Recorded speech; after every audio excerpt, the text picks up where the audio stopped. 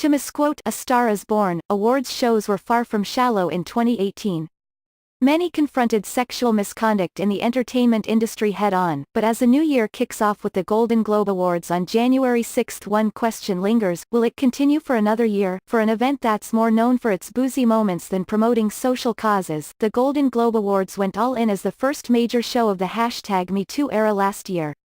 It embraced the newly formed Time's Up Legal Defense Fund. The red carpet was overtaken by a symbolic sea of black dresses. Major stars walked proudly alongside activist leaders. Oprah Winfrey gave a barn burner of a speech about empowerment, and Natalie Portman even got in a jab about the all-male directing nominees while presenting the Best Director award.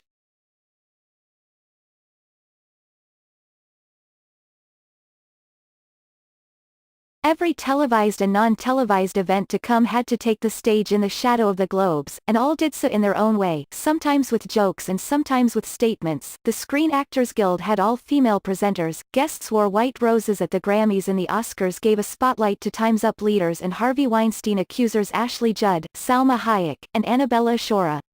But this year will be different. With just days to show time, there are no major statements or demonstrations planned for the Golden Globes show or the red carpet, and it could very well set the tone for what's to come with the other awards shows.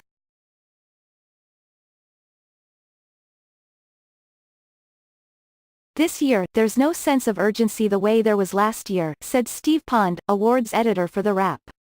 By the same token, there is a sense of "we can't go back." Subjects like equality and inclusiveness are now permanent fixtures of awards show discourse, Pond said, and their absence from topics discussed on stage would be conspicuous. But the business of everybody wearing black, I think that was kind of a one-time thing until something else that cataclysmic happens and needs to be addressed, Pond said.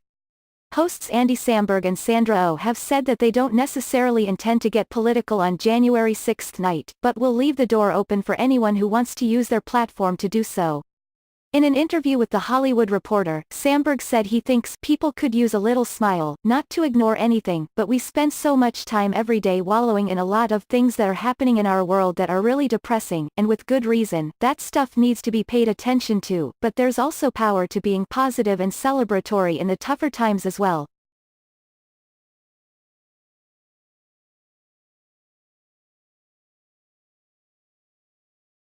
Samberg said. Oh, added, I don't think it's shallow to 1. Have fun and 2. Be honestly celebratory.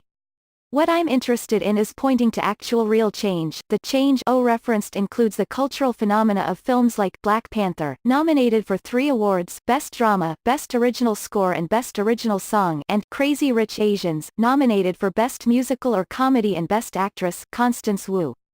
In other words, this year it'll be up to the individual to make a statement. Wendy Shanker, an awards show writer who has also written speeches for individual Oscar winners, marveled at the way the actresses in Time's Up took control of the awards season narrative at the Globes last year. I don't know that they necessarily need to do the same thing this year. But I do believe that you will see many of the women and men on stage referencing #MeToo, referencing the shift in our culture, Shanker said. That also goes for presenters and guests. I think they will book people who have strong vocal public personas, said Shanker.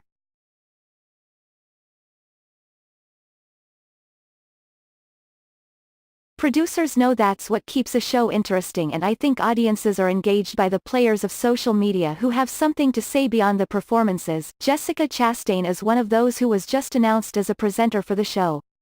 The Oscar-nominated actress has established herself as a leading activist voice for equal pay and representation in Hollywood and has not been shy about making statements.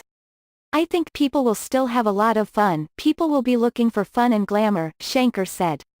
But the Globes were always the party, and now this is the party with a message. It's a protest party, and Pond said it makes for a more interesting and powerful show. In a way, the Globes are kind of uniquely suited to doing that because nobody really cares who wins, Pond said. You can put the focus on something else and it's fine.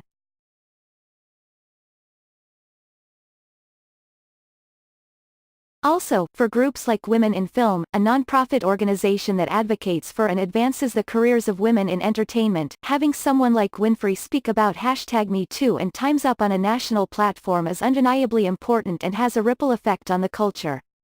We wouldn't have seen the changes we have this year, for example Les Moonves getting fired, if it weren't for the consistent media attention on the issue, said Kirsten Schaefer, Executive Director of Women in Film, LA. Next up is bringing this same attention to gender parity, because when more women are in power there is less sexual harassment and abuse.